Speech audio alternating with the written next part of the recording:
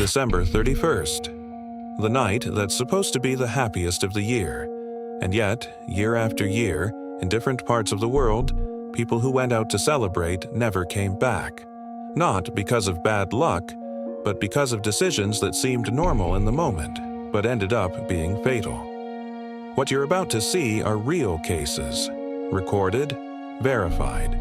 Cases where the difference between living and not living was a split-second decision.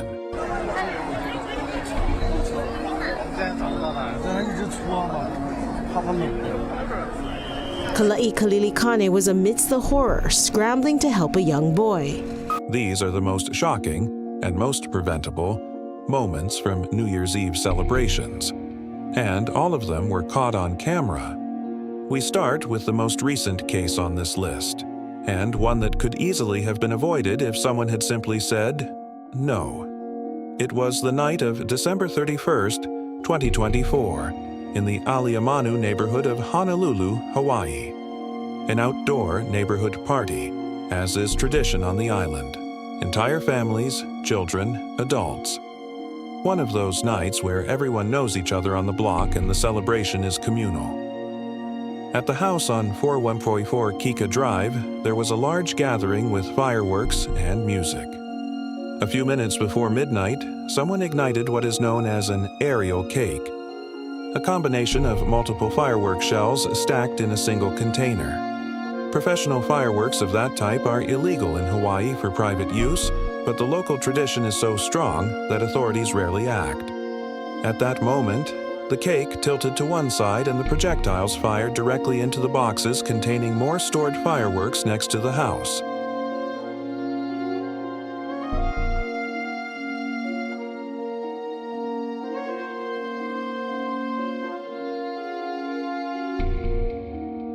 What followed was described by the city's emergency services director as one of the worst calls in 30 years of service.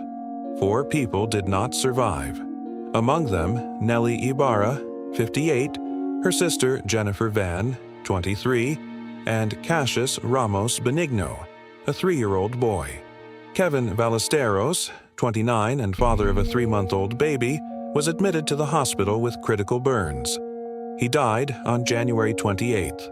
6 more people were emergency transferred to a burn center in Arizona. Honolulu's hospital didn't have capacity for all of them. Those 6 had burns covering between 45% and 80% of their bodies. Hawaii Governor Josh Green compared it in a press conference to a bomb explosion. Authorities had confiscated more than 187,000 pounds of illegal fireworks in 2023 alone. But the tradition continued. And that night, it continued with consequences no one on that block will ever forget.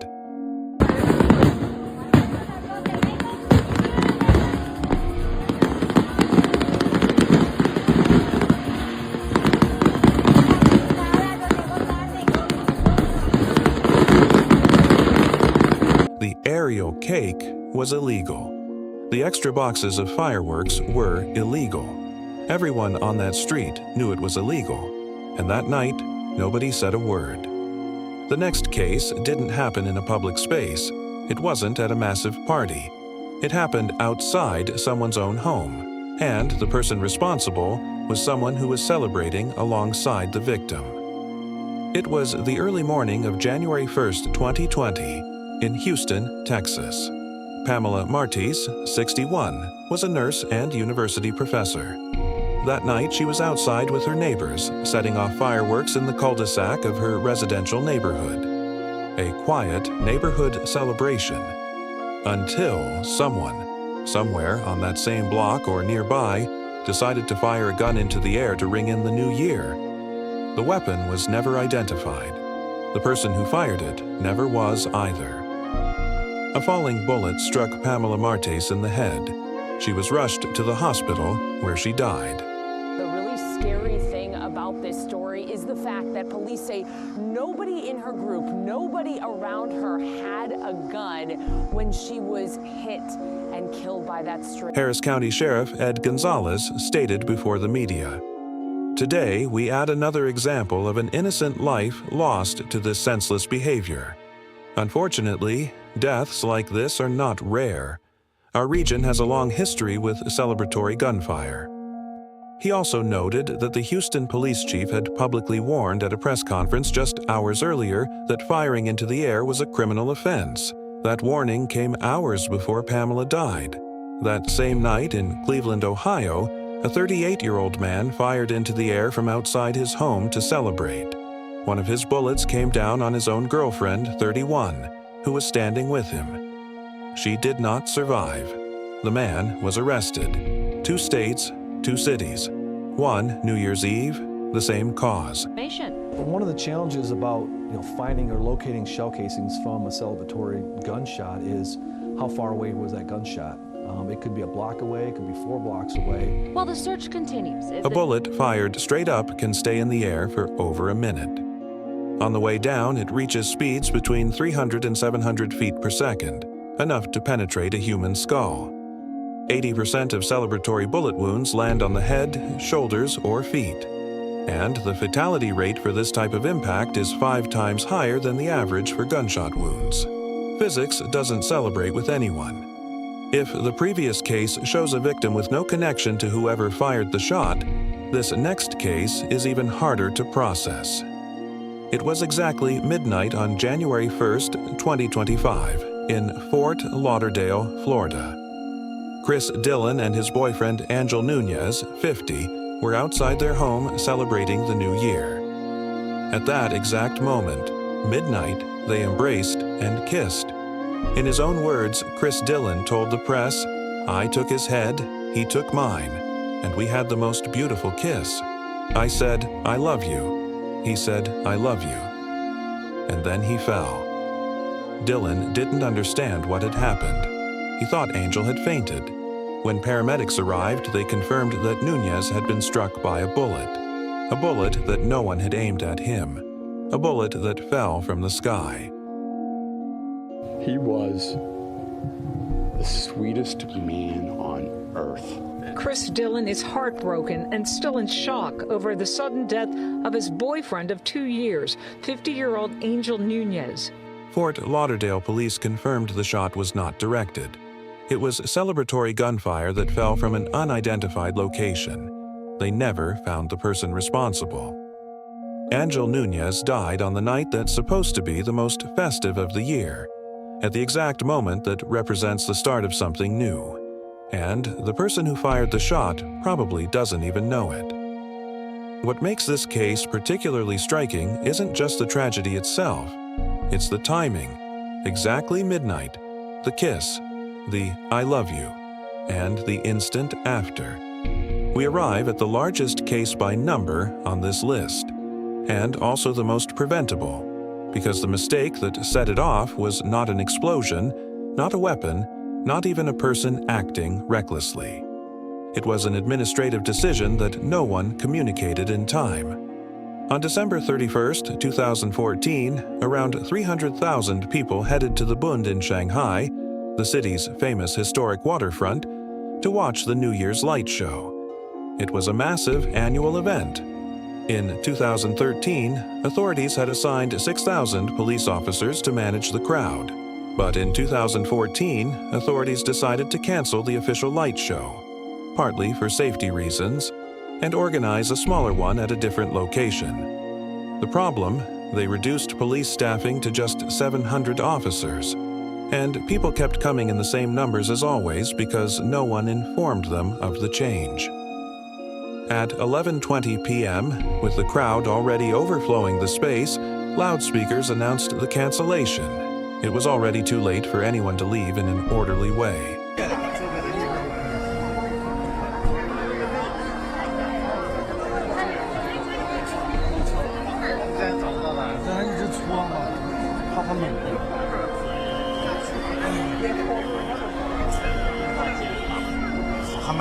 At 11:35, on the stairway leading to an elevated platform overlooking the river, people trying to go up and people trying to come down collided at the same point. No room to move. No alternative exit. Witnesses described how people began to fall and others walked over them, unable to stop. A 27-year-old witness named Kui Ting Ting recounted, I saw people lying on the ground and others stepping on them. It was not a terrorist attack where you'd have to run to save your life. People just needed to get out. In total, 36 people did not survive that night. Most were young college students in their 20s. The youngest victim was 12 years old. 49 people were injured, 13 of them seriously. And the people of Shanghai rang in the new year with tragedy. At least 36 people who had gone to the Bund waterfront district of the city to celebrate the coming of 2015 were killed in a stampede just before midnight, many of them students, while dozens of others were injured. The subsequent investigation confirmed that the police presence at the event had dropped from 6,000 to 700, that the show had been canceled without mass public notice, that the staircase where the tragedy occurred was already a known congestion point from previous years. President Xi Jinping ordered an immediate investigation, but the 36 people who showed up that night to see a light show were no longer around to hear it. And we close with the most recent case on the entire list, one that happened just on January 1st, 2025, on one of the most iconic streets for New Year's Eve celebrations in the United States, Bourbon Street, in the French Quarter of New Orleans, one of the busiest streets in the country on that date, completely packed with people celebrating. At 3:15 a.m., a pickup truck drove at high speed onto the street, which was closed to vehicle traffic, and traveled several blocks running over hundreds of people who were in the road. The driver was Shamsuddin Jabbar, a United States Army veteran. The result, 14 people lost their lives that night. More than 35 were injured. Increased police presence can be seen around the area as the investigation continues. The Sugar Bowl College playoff, initially scheduled for tonight just blocks from the attack, has been postponed until tomorrow. Bourbon Street's surveillance cameras recorded the entire moment. Cell phone videos from witnesses did too. What those images show is something brutally contrasting. People dancing, celebrating, toasting, and seconds later, chaos. Among the victims were tourists, local residents, and people who had simply gone out to celebrate the start of a new year. The street had vehicle barriers installed, but the driver used the gaps between them. The subsequent investigation revealed he had bypassed multiple checkpoints. And because of the intentional mindset of this perpetrator who went around our barricades in order to conduct this, he was hell-bent.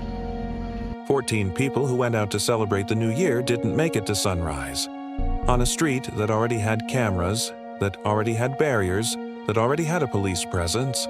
Sometimes the danger doesn't come from a mechanical failure, or a loose screw, or a bullet no one knows where it came from. Sometimes it comes from a decision someone made before they even arrived at the scene. 5 cases, 5 New Year's Eves, Hawaii, Houston, Fort Lauderdale, Shanghai, New Orleans, recorded, verified, real. In all of them, there is something in common. Someone made a decision that seemed small, setting off an illegal firework, firing a gun into the air, canceling a show without telling anyone, and that decision changed everything for people who had nothing to do with it. The next time you're at a celebration, remember that the worst tragedy always arrives when no one was expecting it.